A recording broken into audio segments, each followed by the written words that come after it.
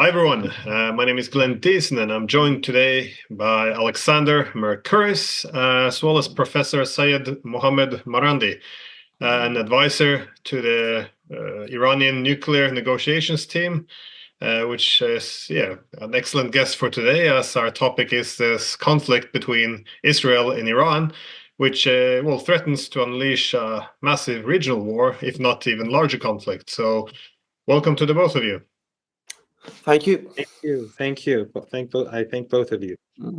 So, Professor Marandi, we were just saying we're really exposed to Iran's perspective in this part of the world. So we really appreciate you taking the time, as this is, of course, a very dangerous situation we're in. So I just wanted to ask first if I get the situation right, or if you wanted to add something, which is that, well, after decades of tension between Israel and Iran, we see now that Israel bombed the consulate of Iran, which, obviously is not just a breach of international law in accordance with the United Nations, as this is an attack on sovereign territory of Iran, but it was also a breach, obviously, of the Vienna Convention that offers additional protection to diplomatic staff and premises. And so Iran retaliated, if I'm not mistaken, with a bit more than 300 drones and missiles in what was seen as an effort to restore its deterrence. And afterwards, Iran said it considered the matter to be concluded. And I guess in an effort to prevent escalation, at least I interpret it as such, by constraining Israel, we saw the United States effectively called the Iranian attack a failure and thus claimed it to be Israel a victory. In Biden's words, he said, "You got to win, take the win." This was his message to Israel. And on this premise, the US urged Israel not to respond, which hence the de-escalation effort. But what we now saw is Israel did respond. But again, from my interpretation, this was a minor attack. Some even refer to it as symbolic in order not to lose face. Am I reading this correctly, or would you add something else? And what could we expect from here on? What do you think Iran will do, or will it let this go, or what do you think will happen from here on? Well, I think if it's okay, I'll go back a bit and remind our audience, who I know they're very politically aware, so I hope I don't bore them. But in the past, the Israelis have carried out attacks on Iran. The first cyber attack in the world apparently was carried out on Iran's nuclear program.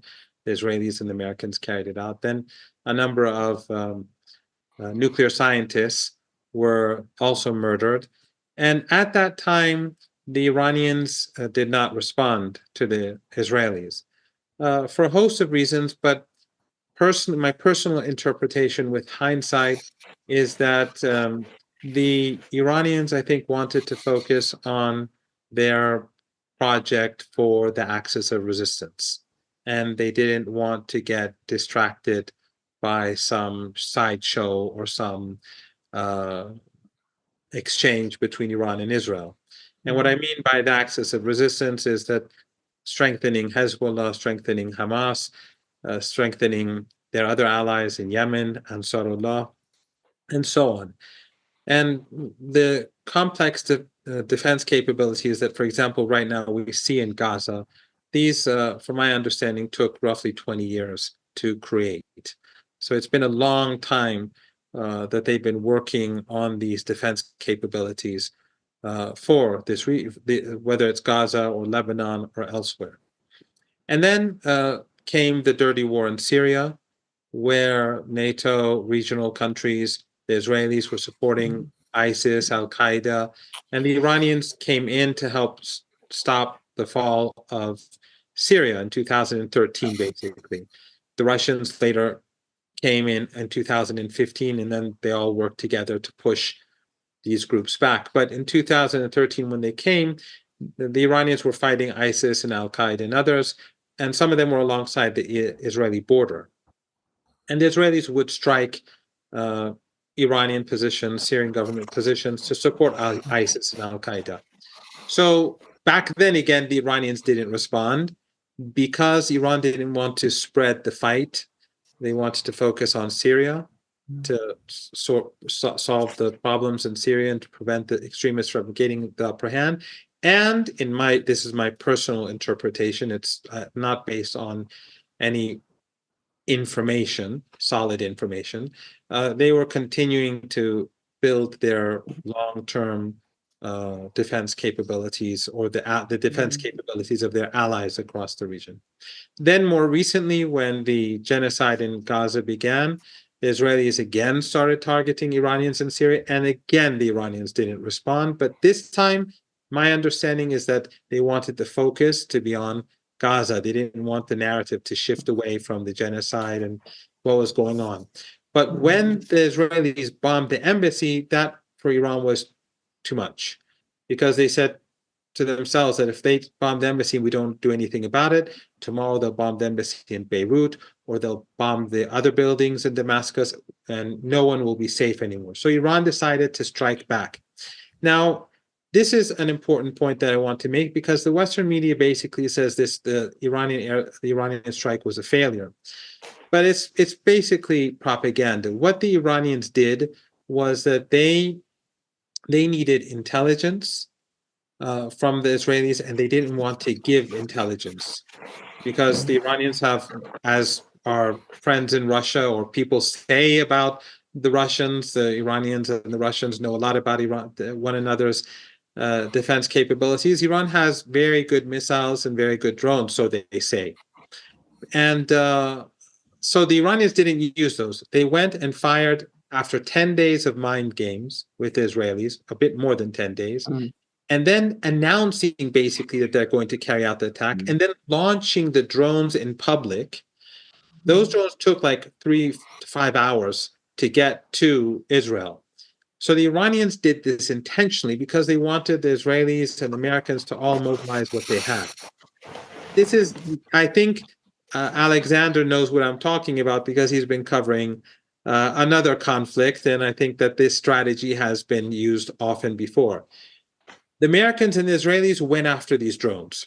Simultaneously, when the drones reached Israel, the Iranians fired 2 sets of missiles. One, older missiles that were, again, like the drones, decoys for intelligence gathering, and very cheap, like the drones were maybe $10,000 each. So in all, maybe Iran spent a few $1 million on this operation.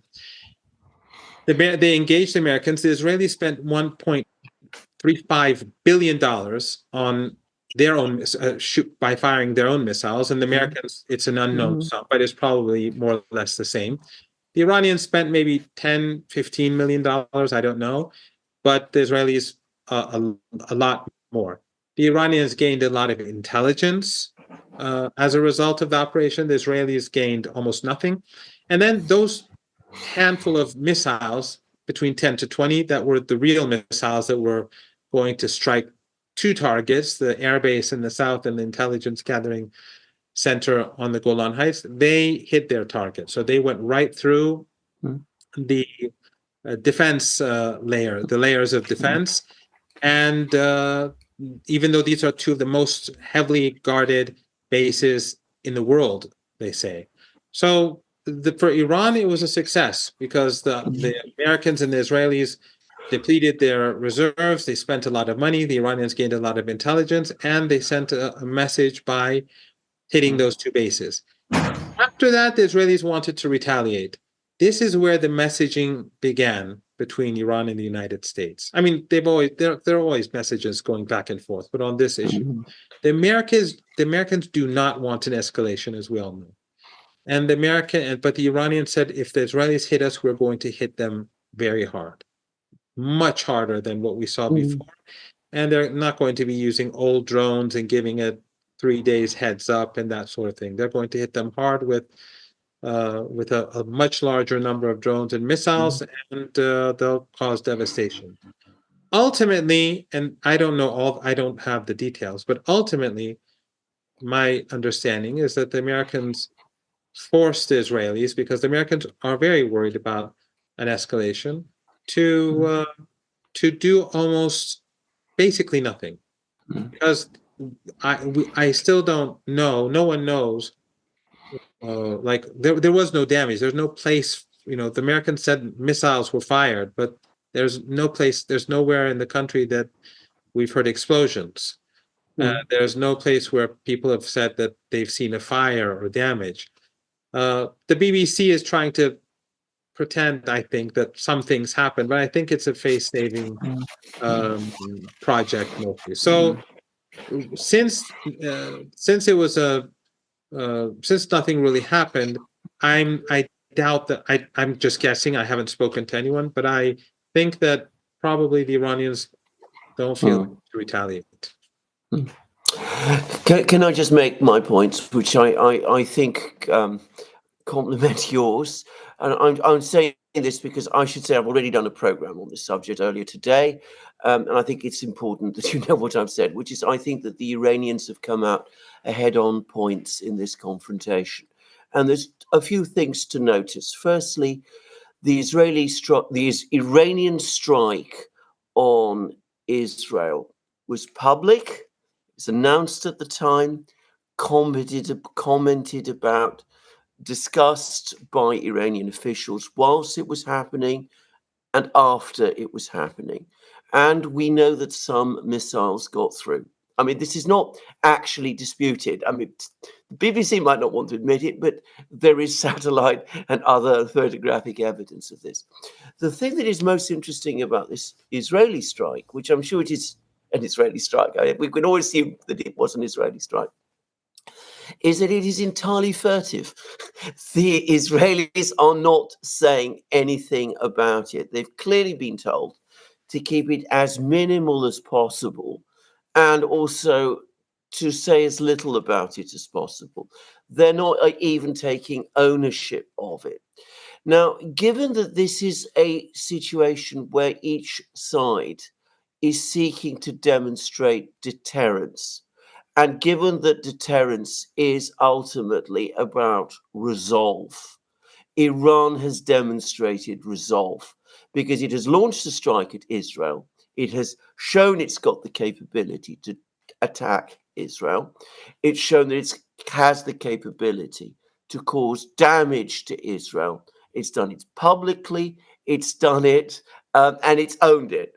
Whereas the fact that the Israelis have done this in a very minimalist way, but have not been prepared to come out and say they own it, that shows less resolve. I mean, that seems to me obvious. You know, if it's a game of poker, then that's clearly what this is. And given that deterrence, as I said, is about resolve, the Iranians have established resolve over the Israelis and have to a great extent called the Israeli and American bluff. The Americans do not want a war in the Middle East. They do not want wider conflict in the Middle East. The Israelis cannot risk a conflict in the Middle East with Iran without the Americans. So the Iranians have shown that they are not seeking a conflict, but are not going to run away from one. Whereas the Israelis and the Americans, and it's important to say it was the Israelis who initiated this process by attacking the embassy building in Damascus, have in effect pulled back and had their bluff called. Now, I say all of this because, we're going to discuss more, but I think it's worth you knowing what my own take on this matter has been. I agree completely. I think you're spot on. The Israeli attack, the 3 drones. I'm not even sure. We'll find out. I guess in the coming days, but I'm not even sure they came from outside the country. It's possible that these small drones were from inside the country. But you're correct. I agree with your assessment completely. Well, the issue of deterrence, though, I think it's interesting both of you pointed this out or focused on it, because I think there's a wider problem in the region, because we see that if the United States bombs any countries in this wider region, which it does from time to time, be it Syria, Libya, or a bit more bombing of Iraq, which also happens every now and then, over the decades, actually, there's simply no consequence, as no one's fighting back. There's no uproar at the United Nations. So it's this is a very dangerous precedent if you can begin to bomb a country like Iran without having any a pushback, then it sets the precedent. Now, this format can be also applied to the Iranians, and this is why I was wondering if Iran has achieved something that other countries in the region have not. And this is not even my words. As you were speaking, I was thinking about Chas Freeman, the former U.S. ambassador to Saudi Arabia. He also held a lot of other top position in the U.S. government, all the way from Kissinger's days until setting up the security architecture in Europe after the Cold War. Anyways, Freeman, he argues that given that Saudi Arabia and UAE refused to let the US and Israel use their territories for any hostile actions against Iran, that this is immensely significant, as also Iran threatened states who allowed their territory to be used, as they would then become targets. And essentially, the argument of Ambassador Freeman was that this represents nothing less than diminishing, to a huge extent, U.S. power in the region. And I guess this is the power of deterrence, as there is, in the era of hegemony, at least over the past 30 years, there hasn't really been any deterrence in this region. And what do you see, therefore, Iran's calculations being these efforts of deterring without unleashing a wider war? I agree. I would add a footnote at the end, but the Iranians, when they warned the neighboring countries not to allow the Americans to use their bases, I think basically they were sending a message to these countries that, look, these American bases are not doing you any good. If the United States attacks us, we're going to see you as a partner in crime. And not only are we going to destroy those bases, but more importantly, we're going to destroy your infrastructure, because you'll be a partner in this war.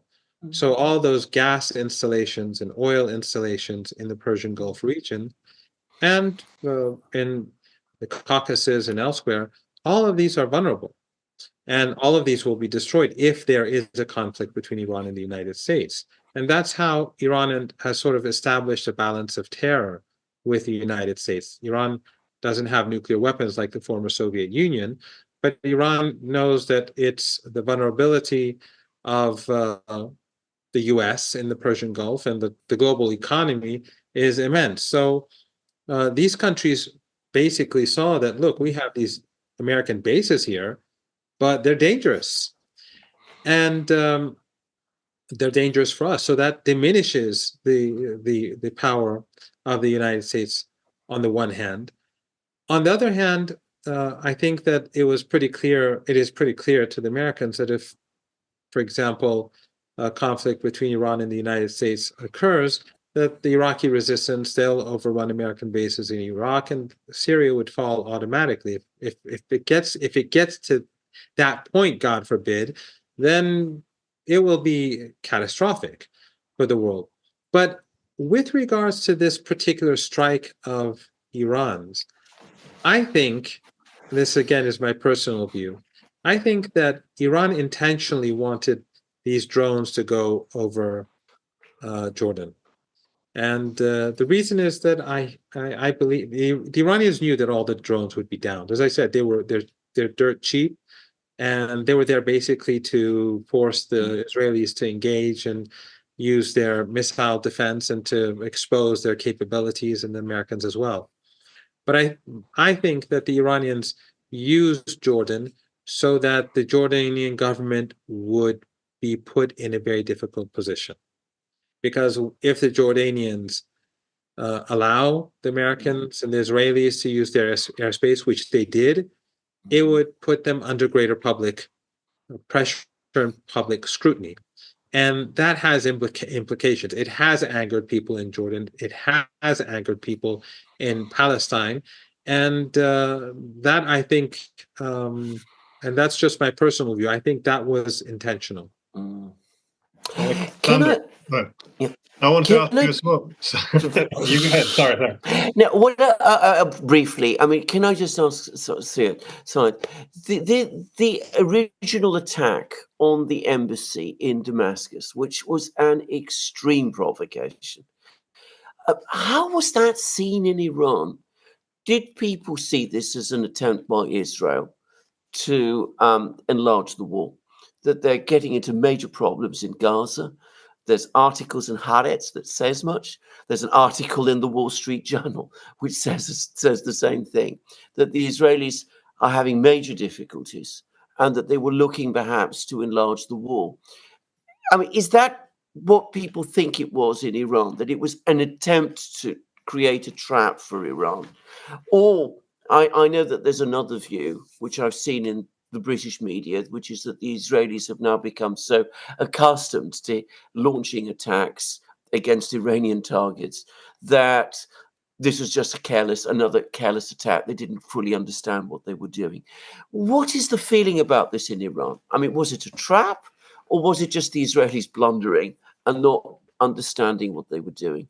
Because I think that might help to understand this whole event better, if we know how the Iranians themselves perceive this thing. In Iran, both views existed. When the attack was carried out, I've been actually to that building many times, because during the dirty war in Syria, I would regularly go to Syria, maybe every year, 3 or 4 times. I'd go and visit universities. I didn't fight or anything. I'm an old man, but I would go to, the University of Damascus and other universities to speak with students, and there were, the international professors, and they're all gone. So there were just a handful of us who would go as volunteers and come back and forth. And I would often go to the embassy, and I would often go to the consulate building. So it's a bit, for me, it was very shocking when this happened. I never thought the Israelis would go that far. But there was both schools of thought, let's call it that, did exist. I personally think that it would be, I personally believe that if the Israelis thought that Iran wouldn't respond, which may be true, that shows that the Israelis really have very little understanding about Iran. Because the moment that I heard the news, I was certain that Iran would respond, and I had no inside information. It's just you recognize certain things. It's just like the three of us, based upon, I think, what I hope is an objective analysis. From the very beginning, we were saying that, look, this war in Ukraine is not going to go the way you're saying it's going to go, for many, many different reasons. And the Russian people are not going to, turn against the government. And because I think we had a better understanding than that these people who were giving these, very strange analyses about the future of Russia and so on. So as soon as the strike took place, I was sure that Iran would strike back. I don't know what is the case. I would imagine that the Israelis knew or thought that the Iranians would strike back. That's a personal, just not based on information. I would imagine that's the case, because if it's not, then they really don't know what they're doing. They really don't know what they're doing.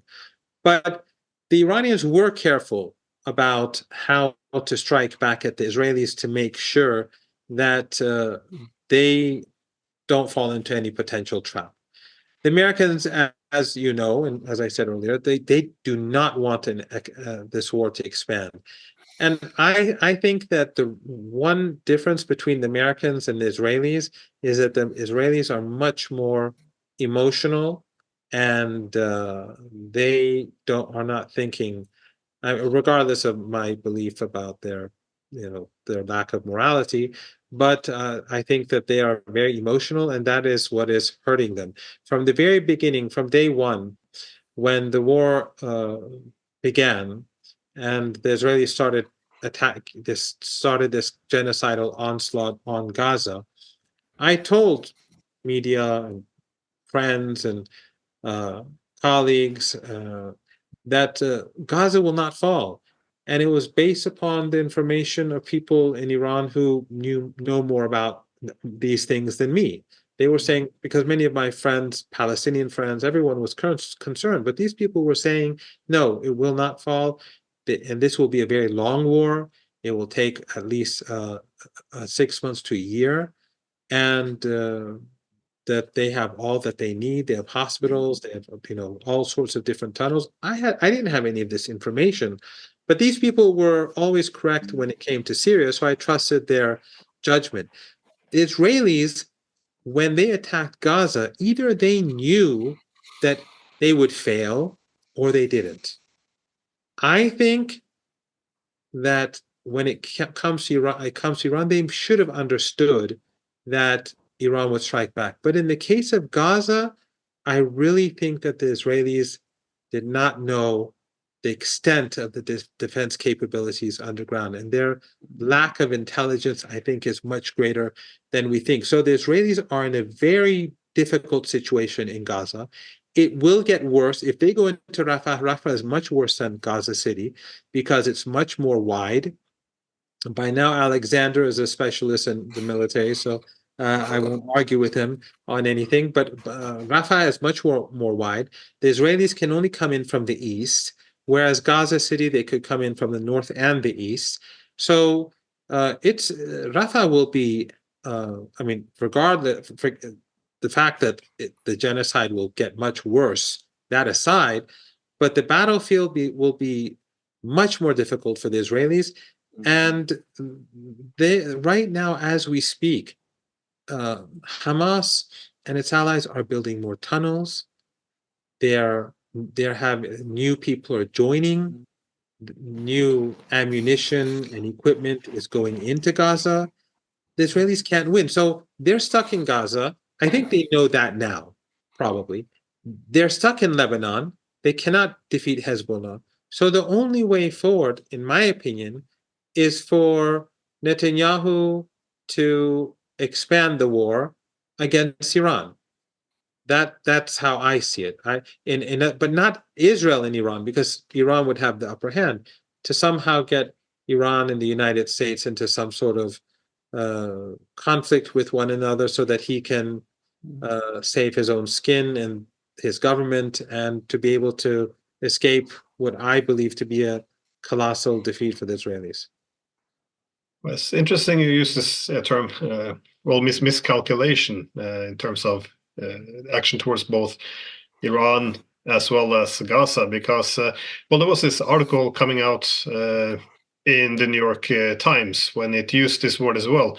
It said that Israel had committed a miscalculation, and the text was quite absurd. It's literally said that the Israelis did not think that targeting high-ranking officials at the diplomatic facilities in Syria would be seen as a provocation by Iran. So essentially bombing its diplomatic facilities would not be seen as provocation. Now, and this was apparently the miscalculation. Now, if this was a miscalculation, it shows, it was an extreme absence of any recognition of deterrence, that the belief that Iran would just take it. But of course, the New York Times, of course, doesn't necessarily speak the truth. It can twist it around. But an alternative explanation, as both of you said, has been the effort to drag the United States into a wider war.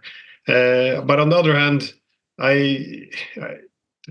while it sounds absurd, this miscalculation argument, it nonetheless seems to also apply to Gaza, because, me and Alexander spoken to people like Alistair Crook, who's extensive background from British intelligence, and he almost from day one kind of outlined exactly why Israel couldn't win in Gaza, why they couldn't defeat Hamas. So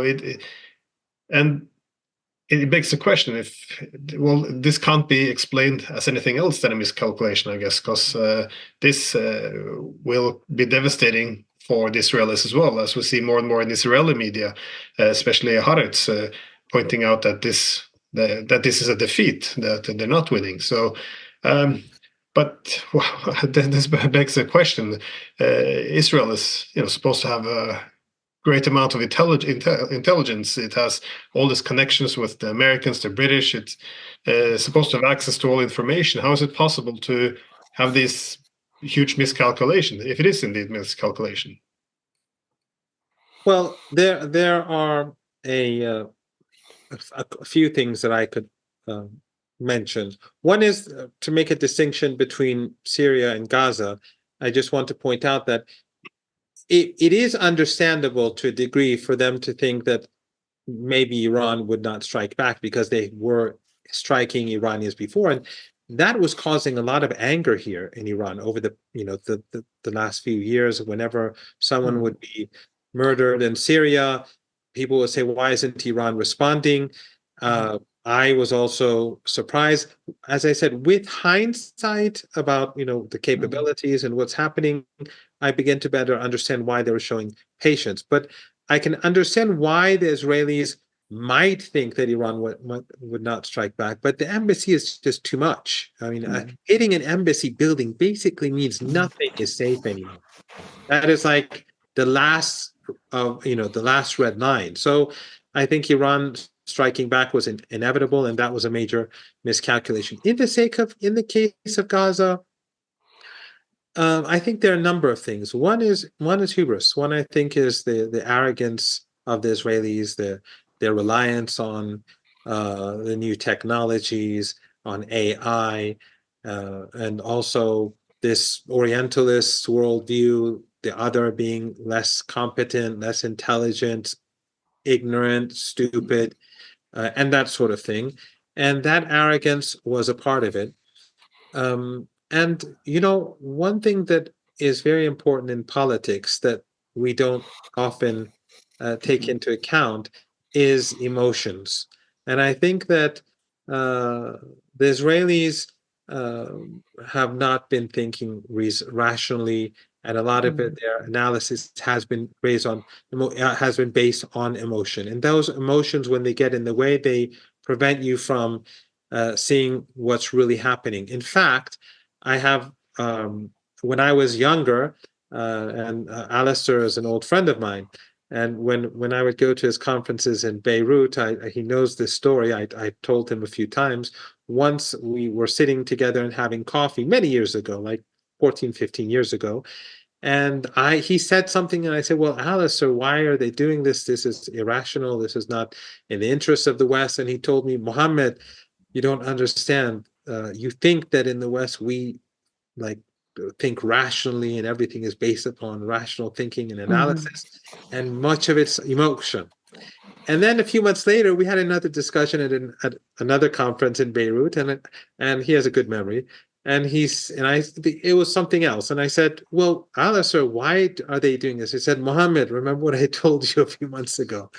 And I think that this is a major reason why the United States is in the situation that it is, let alone Israel. I think that the arrogance of power, exceptionalism, all of this has contributed to the rapid decline of the United States.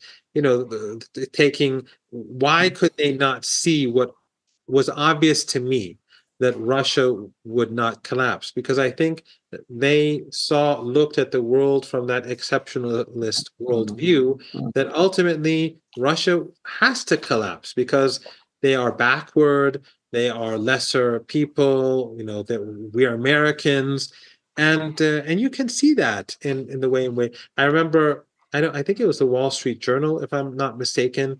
It had a picture of President Putin, and they said he's gone to his Asian past or his Asian heritage, like he's one of the hordes, invading Europe. That sort of mindset, in my opinion, is very important in the way in which the Israelis view the Palestinians, the way in which the Americans view the Russians, the way in which the Americans and the Israelis view Iran. And I think that is a big, it's a major reason why they get things wrong. I am sure you're right. I just make just two observations about that. The Israelis should be underestimating their adversaries. Seems astonishing, given that their record since perhaps the 1982 invasion of Lebanon has not been particularly successful. And I think that's being rather generous, actually, to them. One would have thought that by now, it would have sunk in that things are not actually, they don't have the enormous superiority that they did. The second, and I think this is not just me, I've had a lot of people say this, that I think a lot of people have noticed this extraordinary self-discipline and self-control that Iran has exercised. And in our previous program, we talked about the fact that Iran has started to gain major benefits from this. It's broken out of whatever attempt there was to isolate it. It's now got regional friends, it's got powerful friends in China and Russia and all sorts of places. It's established a strong position in the Middle East. But right, you've achieved all of that. You've got your economy strongly growing again. You've demonstrated your technological capabilities. The balance is shifting in your favor. Does Iran have a plan or an idea about how to advance the situation in the Middle East from this point on? Because given that things are starting to turn, if you like, in your favor, I mean, is Iran preparing its next move? I ask that question because, of course, you could say that the best thing for Iran to do is just to continue to be reactive. But we have a crisis in Gaza. We have a potentially very dangerous crisis with Israel. What is Iran thinking about this? Now, I appreciate that's a huge question, and you're not a member of the Iranian government, and I suspect there are people in Iran with different views about this. But any thoughts about this yourself? I would, before I respond to that, I would I agree completely about, as you said, underestimating their adversaries. But in this regard, I think Israel and the United States are strikingly similar. When the United States and Russia basically started the war against one another since the beginning of the proxy war in Ukraine.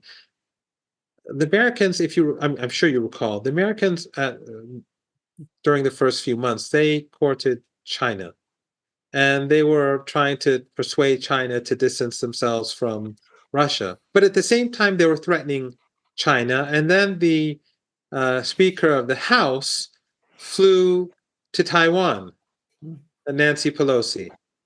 And I was always wondering to myself, well, why would you do this when you need China to distance itself from Russia? And I think that arrogance of power, that sense of exceptionalism and superiority, prevents them from seeing the reality on the ground. In fact, what you said that Iran has been able to escape this isolation that they've imposed. A lot of it is because of U.S. policy. To a large degree, the Americans were successful in isolating for Iran economically for a few years. Under Obama, the maximum pressure sanctions, and then revived under Trump. But then the Americans effectively pushed Russia towards Iran, pushed China closer to Iran. They're the ones who are, to a significant degree, helping to break Iran's isolation. But that's the United States. I find Israel and the United States in so many different ways to be very similar to one another in the way in which the political elite calculate and think. In my opinion, the Iranians want a ceasefire immediately in Gaza, and I think the Iranians feel that the resistance has achieved what it needs to achieve. But, and this is somewhat, I don't want your viewers to misunderstand what I'm saying here.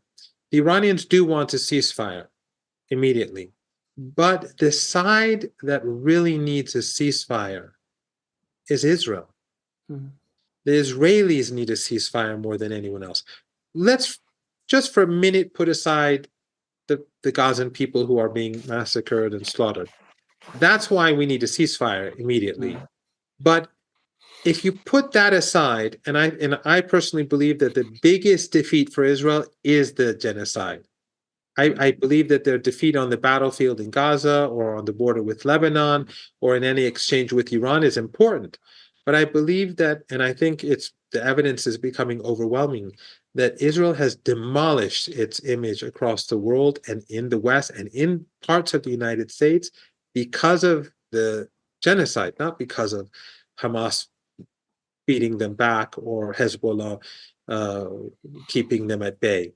But in any case, if we leave the people aside, Israel, when it goes into Rafah, because the Israelis have effectively forced themselves into a position where they have to attack.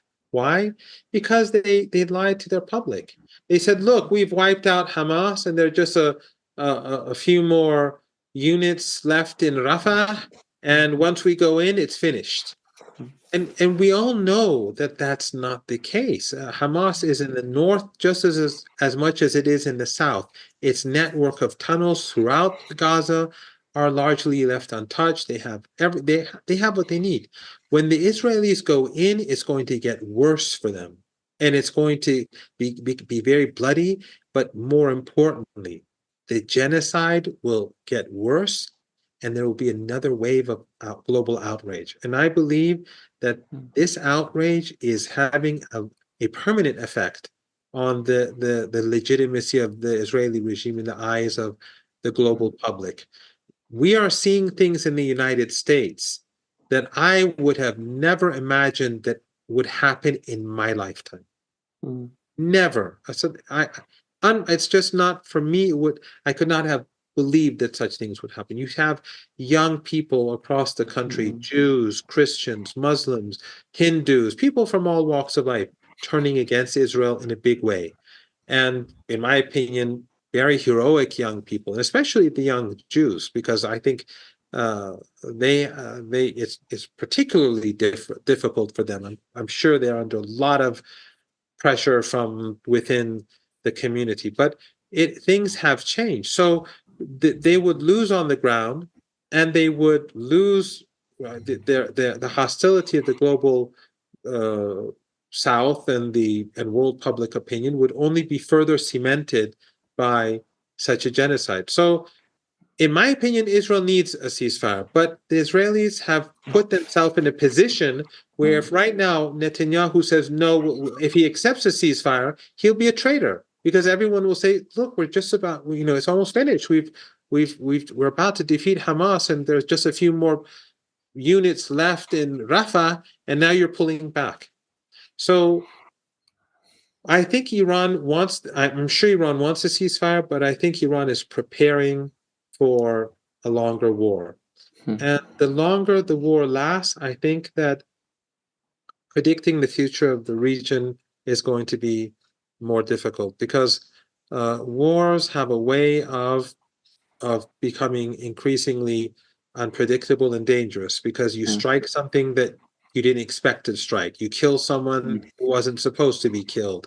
An outrage happens that wasn't supposed to happen. Some school is bombed, and things can change dramatically. And also, one thing that I think a lot of people in the West are not thinking about is the public across the region. During the Arab Spring, or what many in Iran call the Islamic Awakening, or the Awakening, or whatever, how did it start?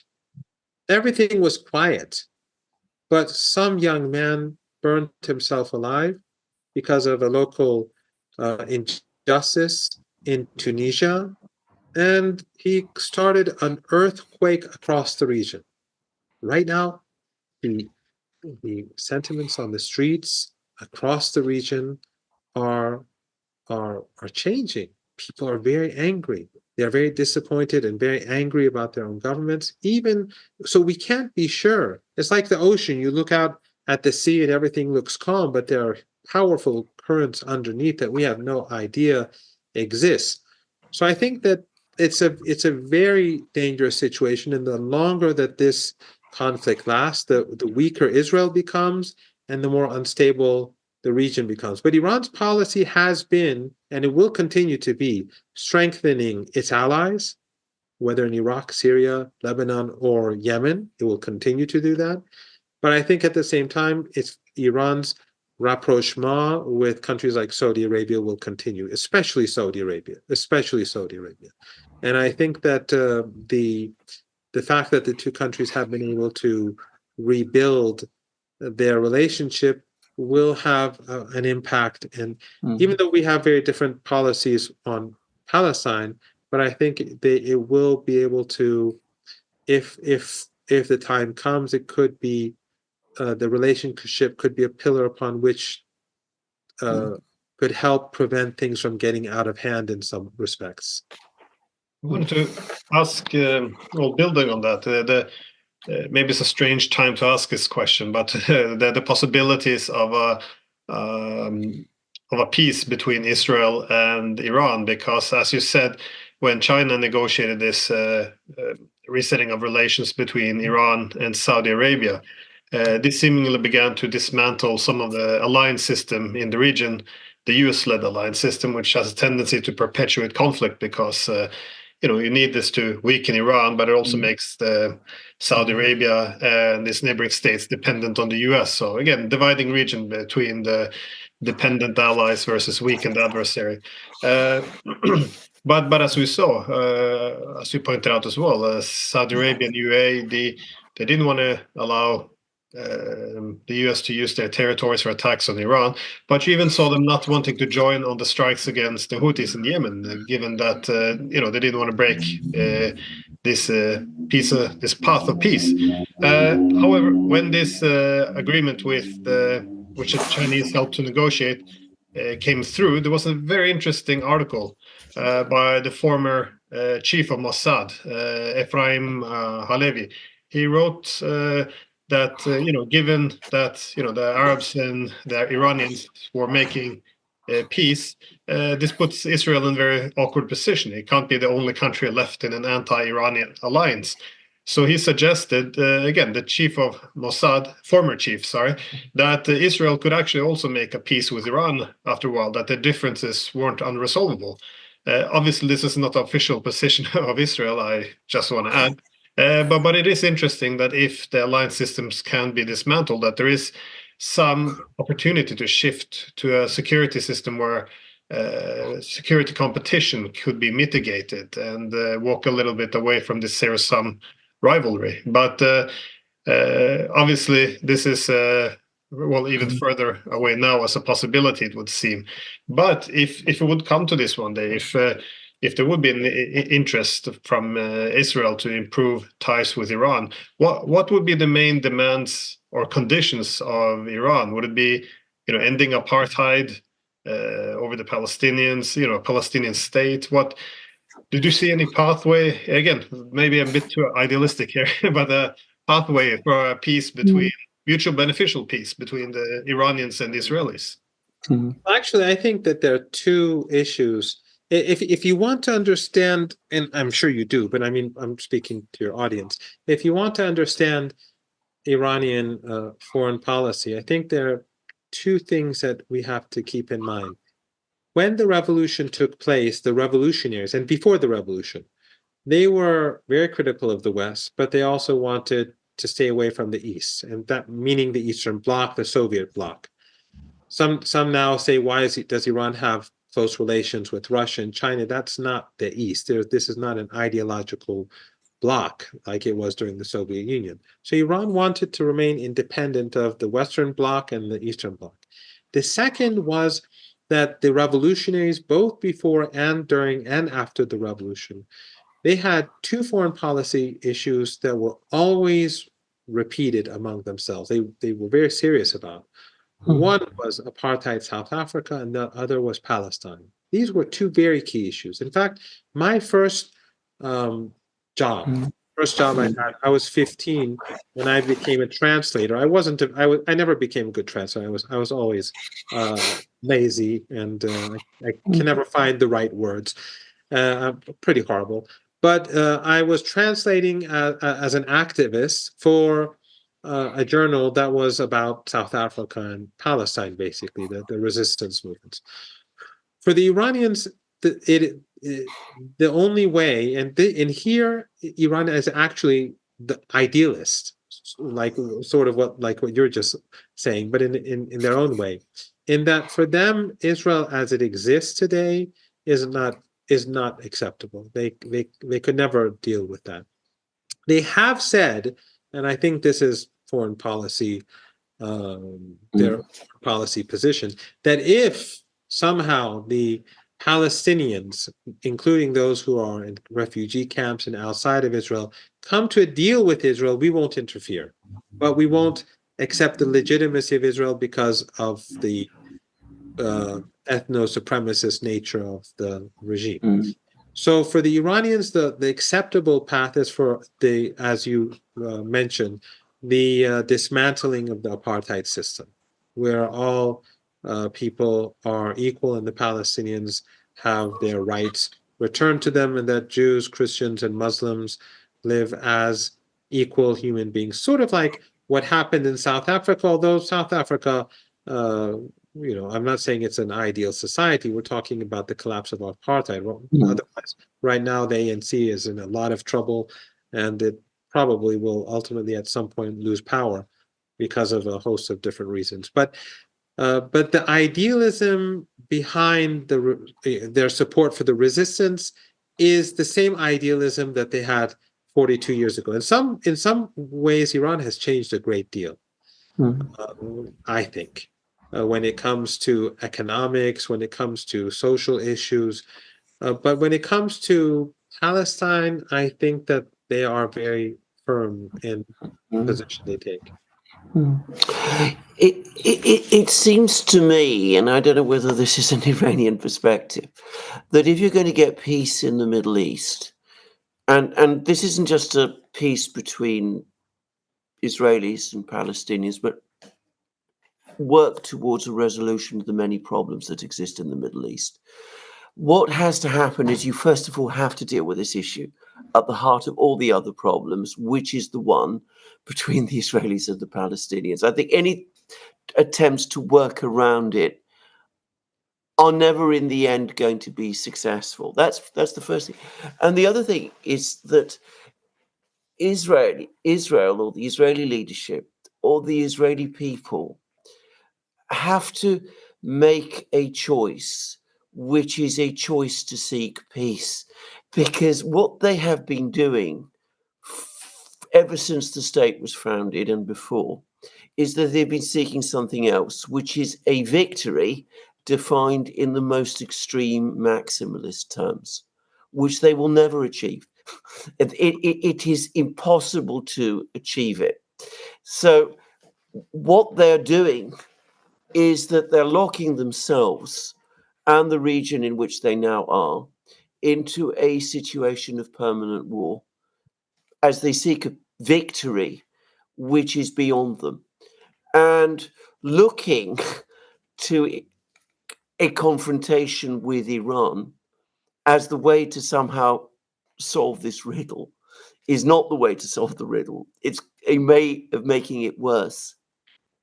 Iran might, on the contrary, because of its history and its familiarity with the region, of which it has, of course, forever been a part, might, on the contrary, be a partner if that decision to seek a genuine, lasting, just peace is ever made. But that decision has to be made ultimately by the people of Israel. I think, again, this is a point many people ask me, but I think this is really where it all comes down to. Now, I don't know whether... But one thing that I'd like to add is that who else is like that, who has this maximalist position, all or nothing? And that's the United States. So I always find, for me at least, maybe I'm wrong, but I find these two countries so strikingly, or the Israeli regime in the US as a country, I find these two countries these two entities so similar to one another. It's very striking for me at least. I may be exaggerating, but that has been the Achilles heel for the United States since I think 9/11. Personally, what I have always been saying to my students is that I think the United States they've been cursed by two things. One is the collapse of the Soviet Union, and the second is their victory over Saddam Hussein in Kuwait. Because the collapse of the Soviet Union gave them it reinforced this sense of invincibility, this sense of superiority, and of course this end of history mentality that's very Hegelian was, strengthened even further. And the defeat of Saddam Hussein and the stupidity of Saddam Hussein in Kuwait sort of, washed away or, dealt with the ghost of Vietnam. And the Americans, they were now the hyperpower, as someone once called it, and they were at the top of the world. And they could, you could understand why they thought that, it's all or nothing, and if they get into a fight, they will get everything they want. But time after, just like you were mentioning, the Israelis since 1982, they haven't had good experiences. The United States haven't had any good experiences for the past few decades, but especially since 9/11. But they continue to push down the same. I mean, with you would think. I mean, I think if the decision maker was yourselves, you would think that the Americans would cut and run right now in Ukraine. They would say, okay, let's cut a deal. Let's try to find a solution for Odessa so that everything all is not lost. We'll give concessions. Maybe Odessa will be governed in a particular way with the Russian. But no, they can't do that. They have to keep pushing and pushing, even though it's like you see the way the tsunami coming your way, but you don't want to believe it. Want to add, I think this is rather spot on in terms of comparing the crisis in the Middle East with the conflict with Russia as well, because I think after the Cold War, you have two ways of ensuring security, because we're all living under this international anarchy. So either you seek to manage the security competition by also acknowledging the security interest of your adversaries, or alternatively, you try to end the international anarchy by pursuing dominance. And I think that the prospect of establishing, a new Pax Romana, a new dominant system, global primacy, as the US put in their security strategies after the Cold War, that this has been a key of their curse, because as you mentioned, the main prospect and the main problem is you have to dominate your adversary. This is how the foundation of peace. This is also what we did in Europe when we began to expand NATO. Effectively, the largest country in Europe shouldn't be a part of Europe. It shouldn't have a voice. It shouldn't be represented. We kept making that point. You don't have a veto power here, even though you're the largest country. You don't even have a seat at the table. So, and this is, I think this is really what has broken security in both places, because it is possible to accommodate the security of adversaries. For example, the Russian security concerns, we can say what we want about their actions in Ukraine, but the security concern of not having NATO roll into Ukraine, the Americans trying to push them out of Crimea and take over, this is hardly something that can't be accommodated. The same with the Palestinians. Surely not living under apartheid or given the state which was promised to them long ago. These are quite reasonable demands to be met, which can be accommodated. However, if the security architecture is based on the foundation of hegemony or dominance, then we can't accommodate this. We can't, even the basic reasonable security demands can't really be met. So I think that this is definitely been a key problem, and of course with hegemony you also get, as you said, this or you and Crook discussed this hubris, as the Bible says, pride goeth before the fall. This is really absolutely a huge problem, because we keep you mentioned before the discussions you had, but we have the same in Europe. When we talk about Russia, we can, try to make the arguments. We'll look at the numbers. Obviously the Russians will win, but we stick to these identities. Well, America's this huge juggernaut. If they stand up, nothing can, no one can push back against them. So we get stuck in these ideas and these emotions, as you said, rather than actually dealing with the facts on the ground. So. I think that both in Ukraine and in Palestine, it's the same thing. In Ukraine, the Americans just couldn't let it go. The Ukraine could have been it could have had a unique spot in Europe. It could have had a sort of the best of both worlds. But the Americans, again, this maximalist approach just doesn't let that happen. And the Israelis too, even though from the Iranian perspective, apartheid across Palestine has to be dismantled. But if the Israelis wanted to preserve apartheid and they wanted to preserve the Israel, their own system with the least amount of pushback and resistance, the smart thing for them to have done would be to give the West Bank and the Gaza Strip independence. They would have allowed for a two-state solution, and then 80%, 70% of the problem would have gone away. There would have still been resistance, but it would have been a lot less. But now they've colonized the West Bank so much that a two-state solution is impossible.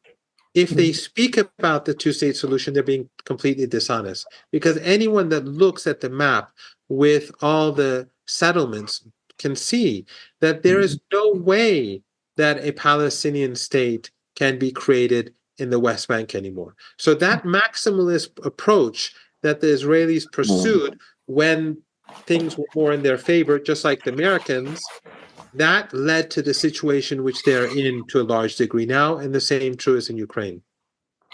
I'm going to make one very last comment.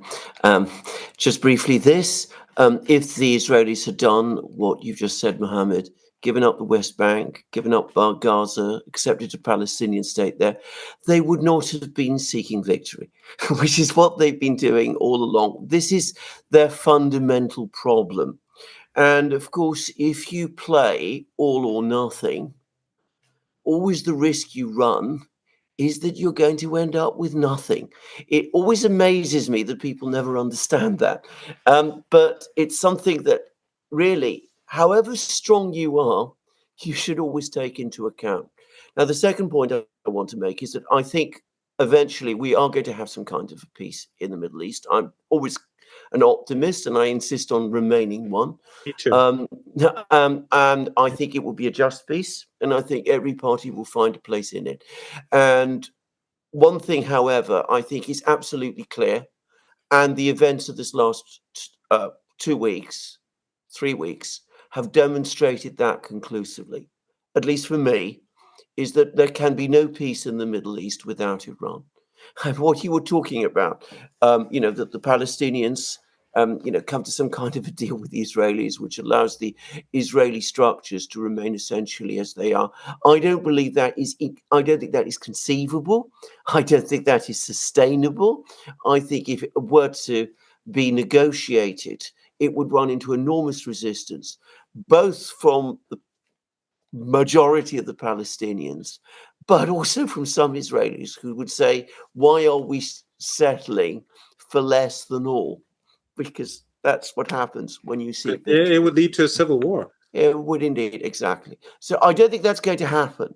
So given that that isn't really, to my mind, a viable option, there has to be an actual, real, sustainable peace. Given the importance of Iran as a integral part of the Middle East, which, heavens knows, as a Greek, I know very well how long the history of Iran is, how much a part of the Middle East Iran is. I mean, it's not something that as a Greek you have to persuade me of.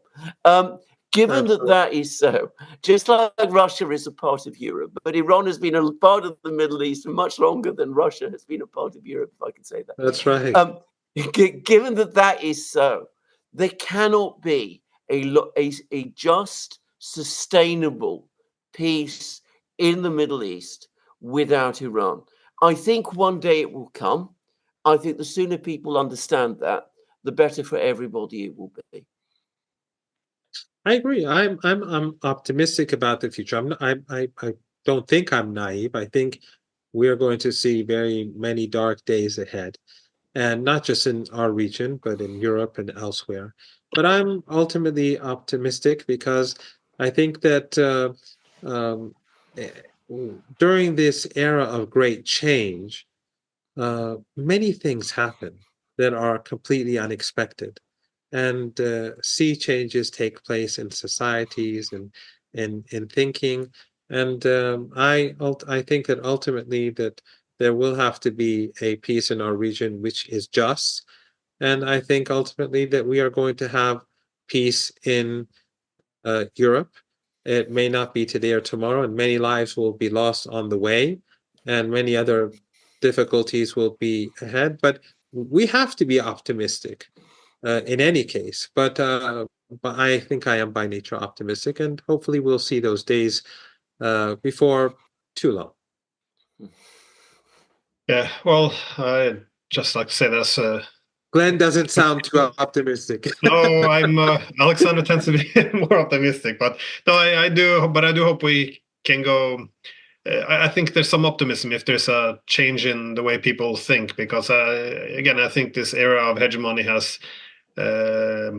skewed or corrupted our entire way of thinking about security. Because I never open the newspaper or see the news on TV ever where they actually discuss what are the legitimate security interests of our competitors, and to what extent can these can we harmonize our interests? To what extent can they be met instead of always fighting it out? Instead, under this idea of hegemony, the main focus is always, always in the media is how can we defeat the adversary? If we don't agree with them, can we have regime change? Should we defeat on the battleground? But there's always this winner takes all, and this is when the international system is at its most dangerous, when there is a winner take all. This is when states are willing to risk everything to navigate through all these very dangerous waters. And again, this whole idea that we can't discuss what are the legitimate security concerns of our adversaries, this whole idea that we're legitimizing